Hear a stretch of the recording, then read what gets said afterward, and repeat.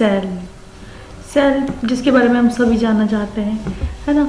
तो हम आज शॉर्ट आंसर टाइप्स में पढ़ेंगे। सबसे पहला क्वेश्चन है हमारा, what do you understand by cell, biology और साइटोलॉजी, एक्सप्लेन। ये बायलैंग्वेज सीरीज होने वाली है, तो इसमें हम लोग हिंदी और इंग्लिश दोनों में पढ़ने वाले हैं। शॉर्ट नोट पढ़ेंगे हम साइटोलॉजी ऑफ सेल बायोलॉजी, जो कि अधिकतर क्वेश्चंस पूछे जाते हैं। ये मोस्ट फ्रीक्वेंटली आस्क्ड क्वेश्चन है, क्रिटिकल क्वेश्चंस है for student at class 12 BSc and MSc level तक के।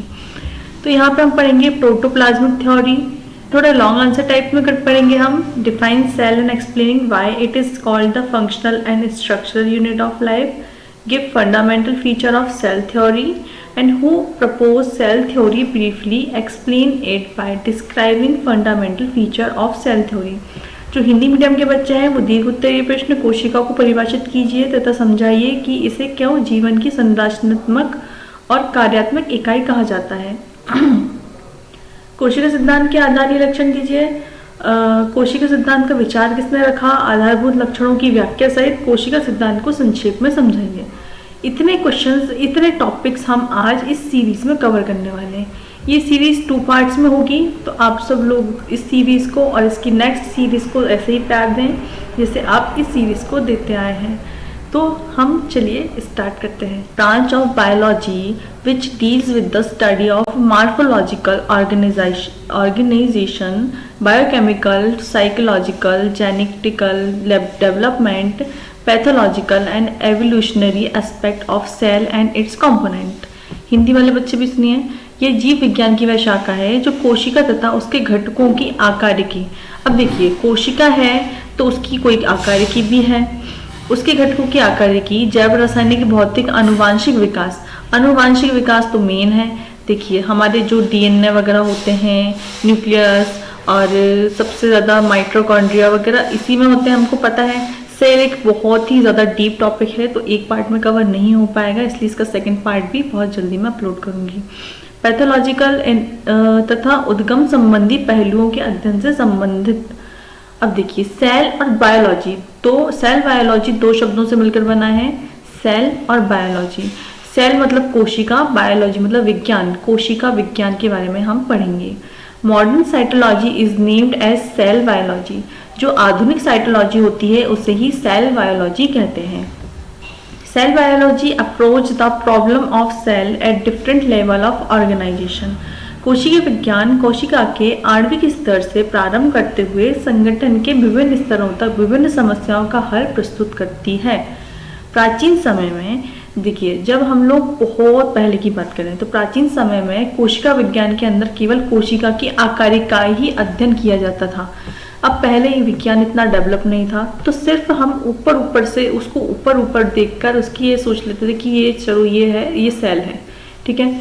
अब इसके अंदर क्या है, जो आज का जो मॉडर्न युग आया है उसमें हम लोग जान पाए हैं कि इसमें रफ एंडोप्लाज्मिक रेटिकुलम होता है, न्यूक्लियस होता है, राइबोसोम होता है, गोल्जी अपैरेटस होता है, गोल्जी वेसल्स होते हैं, साइटोप्लाज्म होते हैं, वैक्यूल्स होते हैं। तो इन सब चीज़ों के बारे में हम जान सकते हैं कि अब इन सब चीज़ों में ये सेल में ये सब चीज़ें होती हैं, ठीक है।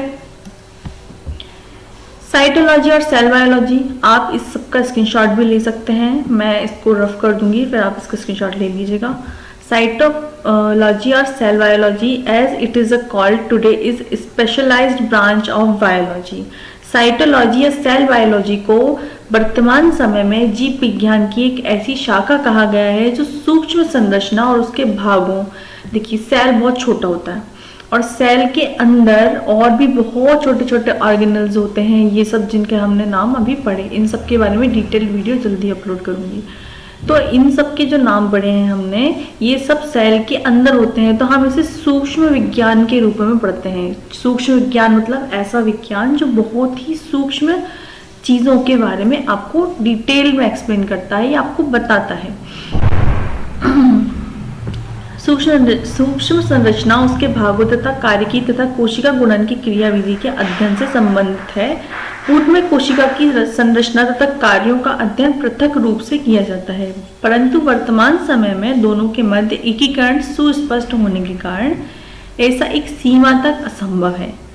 बहुत ही हार्ड हिंदी है, फिर भी खैर छोड़िए, इसमें हम देखते हैं कि क्रिया विधि क्या क्या होगी इसकी, मतलब हम क्या बात कर रहे हैं, अभी हम सेल बायोलॉजी के बारे में बात कर रहे हैं। सेल बायोलॉजी क्या है, सेल बायोलॉजी के अंदर क्या क्या पढ़ने को मिलता है, ये हम इस टॉपिक पे अभी डिस्कस कर रहे हैं। मध्य एकीकरण सुस्पष्ट होने के कारण ऐसा एक सीमा तक होता है, बहुत ही ज़्यादा टाइम के लिए, बहुत ही कम टाइम के लिए होता है, ठीक है।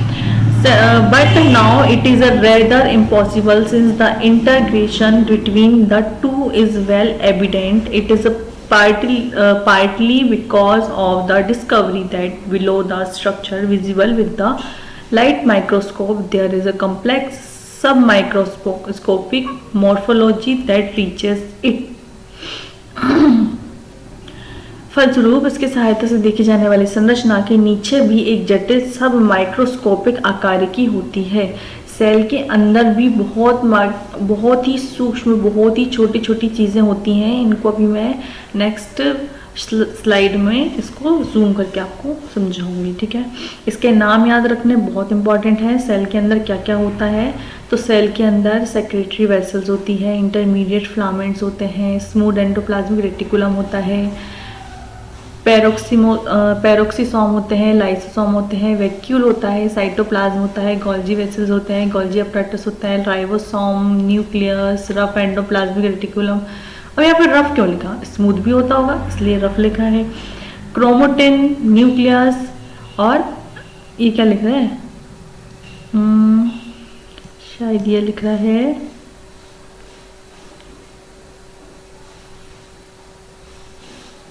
एंड्रोसोम शायद।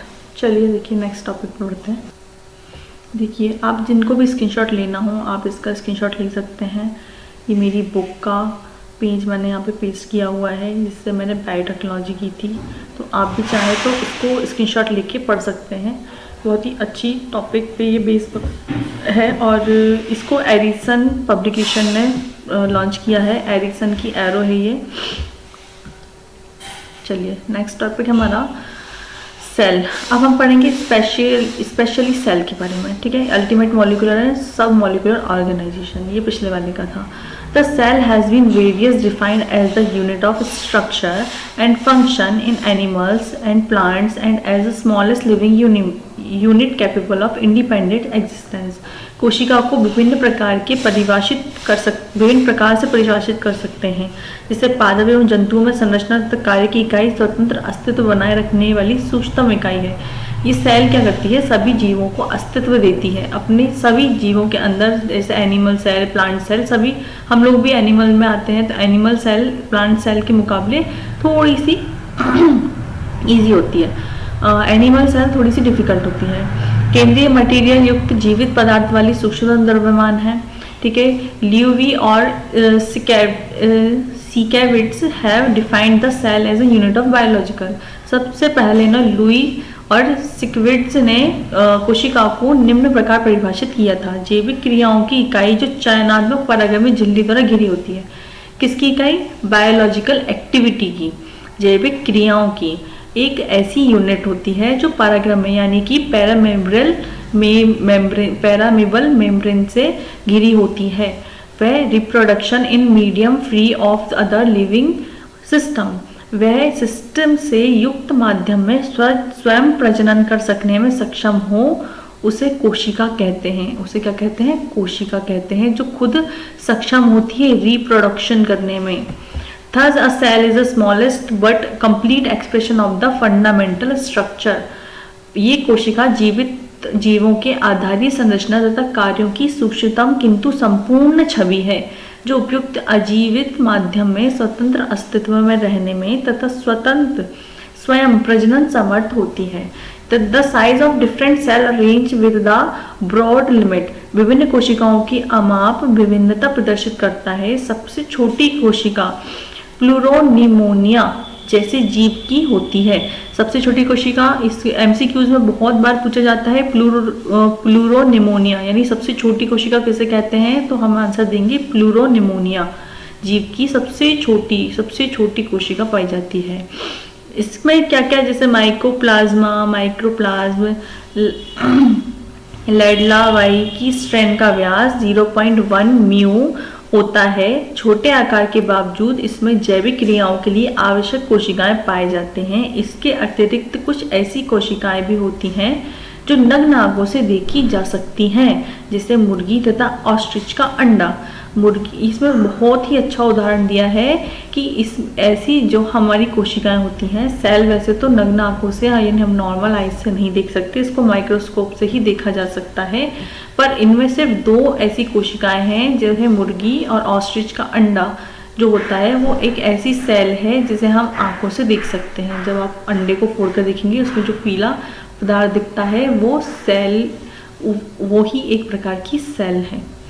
The shape of the cell are many and very considerable. It can be elliptical, spindle shaped. ये कैसी होती है? ये एलिप्टिकल स्पिंडल शेप्ड की होती हैं, क्यूबॉइडल होती हैं, पॉलीगोनल होती हैं। इनका एक आकार नहीं होता है, ये बहुत टाइप की हो सकती हैं।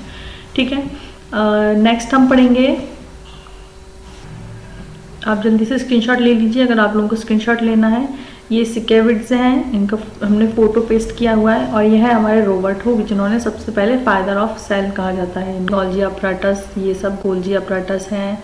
ये हमारा माइटोकॉन्ड्रिया है, ये न्यूक्लियस है जस्ट सेंटर में।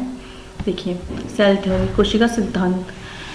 The theory was jointly put forward by the Schleiden and Schwann in their. ये सिद्धांत को श्लीडेंस और स्वान के द्वारा अपने paper microscope investigation on the similarity of structure and growth in animal and plant में आगे बढ़ाया था। एक बहुत ही लंबा चौड़ा नाम है बुक का। इसमें उन्होंने सबसे पहले इस थ्योरी को दिया था जो हम इस वाले पेज पर पढ़ रहे हैं।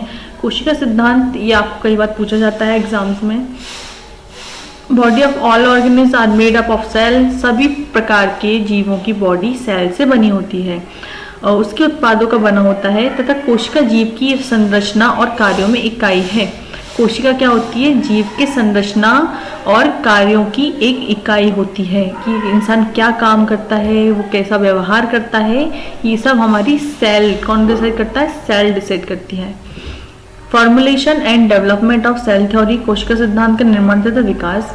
Development of cell theory illustrate how scientific methodology operates. It involves observation, hypothesis formulation of theory and its modification. Observation were started by Schleiden. इन्होंने 1804 से 1881 a German botanist who examined a large number of plant tissue. कोशिका सिद्धांत का विकास ये स्पष्ट करता है कि किसी प्रकार के वैज्ञानिक प्रणाली किसी प्रकार संचालित होती है। इसका सिद्धांत, अवलोकन, परिकल्पना और सूत्रीकरण, रूपांतरण शामिल है। अवलोकन एक जर्मनी बॉटनिस्ट श्लीडन ने 1804 से 1861 दिया है, 81 दिया है, यहाँ पे 84 दिया है। आप इसके मिडिल का टाइम में आपको नेक्स्ट टॉपिक पे बता दूंगी। द्वारा प्रारंभ हुए, जिन्होंने कई पादप ऊतकों का अवलोकन किया, उन्होंने पाया कि सभी पादप ऊतक या एक अधिक प्रकार की कोशिकाओं से बने होते हैं। श्लीडन ने प्रस्तावित किया कि कोशिकाएं सभी पादप ऊतकों की परम इकाई है। जो जर्मन प्राणी शास्त्री हैं, उन्होंने जंतु ऊतकों का अध्ययन किया, साथ ही भ्रूण विकास का भी अध्ययन किया। उन्होंने पाया कि जंतु कोशिका में कोशिका भित्ति नहीं पाई जाती। ये बहुत ही एक बड़ा प्लस पॉइंट है आपके लिए। एमसीक्यूज में पूछा जाता है कि जंतु कोशिकाओं में कोशिका भित्ति नहीं पाई जाती। ये जब हम एनिमल और प्लांट सेल में डिफरेंस पढ़ेंगे ना, एनिमल में और प्लांट सेल में, तो उसमें लिखने के काम में आएगा कि एनिमल यानी कि कोशिका, इसमें क्या नहीं पाई जाती? भित्ति नहीं पाई जाती। और प्लांट जंतु कोशिका में भित्ति नहीं पाई जाती, जबकि प्लांट सेल में भित्ति पाई जाती है। ठीक है, इसके स्थान पर भी एक झिल्ली द्वारा आवृत होता है। उसके अलावा सभी लक्षण में पादप जंतु कोशिका समान है। बस एक ये डिफरेंस है और बाकी सब में समान है। ये चीज किसने बोली थी? स्वान ने बोली थी अपनी बुक में, जर्मन प्राणी शास्त्री ने, स्वान। ठीक है, आगे का टॉपिक हम नेक्स्ट वीडियो में समझेंगे। अभी के लिए इतना ही, बाय बाय। अभी मिलते हैं हम 2 दिन बाद। ठीक है, बाय बाय।